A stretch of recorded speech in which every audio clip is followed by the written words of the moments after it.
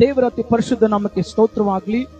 ಆದಿಕಾಂಡ 21ನೇ ಅಧ್ಯಾಯ 14ನೇ ವಚನದಲ್ಲಿ ನೋಡುತ್ತೇವೆ, ಒಂದು ದಿನ ಅಬ್ರಾಮನು ಎದ್ದು ಆಗರಳಿಗೆ ಬುತ್ತಿಯನ್ನು ಒಂದು ತಿತ್ತಿ ತಣ್ಣೀರನ್ನು ಕೊಟ್ಟು ಅವಳ ಹೆಗಲಿನ ಮೇಲೆ ಇಟ್ಟು ಮಗುವನ್ನು ಒಪ್ಪಿಸಿ ಕಳಿಸಿಬಿಟ್ಟಿನೆಂದು ನೋಡುತ್ತೇವೆ.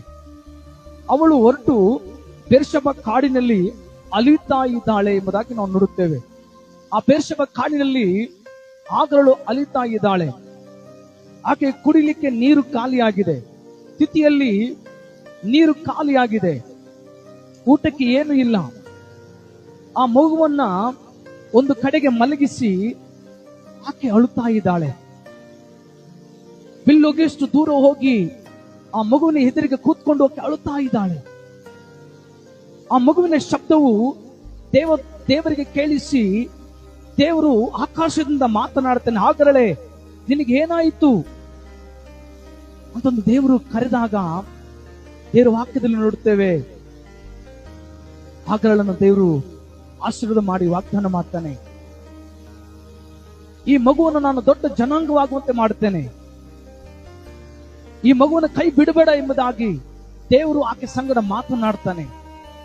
ಅಲ್ಲಿ ನೋಡುವಾಗ ಅಲ್ಲಿ ದೇವರು ಆಕೆ ಕಣ್ಣನ್ನು ತೆರೆದನೆಂದು ನೋಡುತ್ತೇವೆ. ಆಕೆ ಕಣ್ಣು ಯಾವಾಗ ತೆರೆಯಲ್ಪಟ್ಟಿತೋ ಒಂದು ಬಾವಿಯನ್ನು ಕಂಡು ಆ ನೀರನ್ನು ಕುಡಿದಳೆಂದು ನೋಡುತ್ತೇವೆ.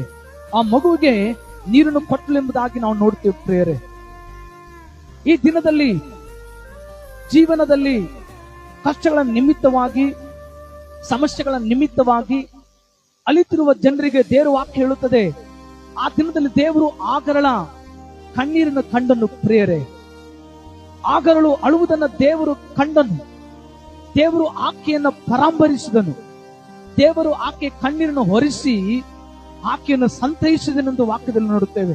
ಈ ದಿನದಲ್ಲಿ ನಿಮ್ಮ ಜೀವಿತದಲ್ಲಿ ಕೂಡ ನಿಮ್ಮ ಕಣ್ಣೀರು ದೇವರು ನೋಡುವಾತನಾಗಿದ್ದಾನೆ. ದೇವರ ವಾಕ್ಯದಲ್ಲಿ ನೋಡುತ್ತೇವೆ, ಒಬ್ಬ ಮನುಷ್ಯನ ಕಷ್ಟದಲ್ಲಿ ದೇವರಿಗೆ ಮೊರೆಯಿಡುವಾಗ ದೇವರು ಮೊರೆಯನ್ನು ಕೇಳಿ ಅವನ ಕಣ್ಣೀರನ್ನು ಒರೆಸಿನೆಂಬುದಾಗಿ ವಾಕ್ಯದಲ್ಲಿ ನೋಡುತ್ತೇವೆ. ಈ ದಿನ ದೇವರು ನಿಮ್ಮ ಕಣ್ಣೀರು ಏನೇ ಇರಲಿ, ನೀವು ಯಾವ ವಿಷಯಕ್ಕಾಗಿ ಅಳುತ್ತಾ ಇದ್ದೀರೋ, ದೇವರು ನಿಮ್ಮ ಕಣ್ಣೀರನ್ನು ಒರೆಸುವನಾಗಿದ್ದಾನೆ.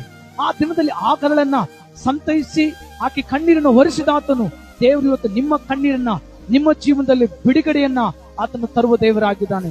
ದೇವರು ಈ ವಾಕ್ಯದ ಮೂಲಕ ನಿಮ್ಮನ್ನು ಆಶೀರ್ವಾದ ಮಾಡಲಿ. ಆಮೆನ್.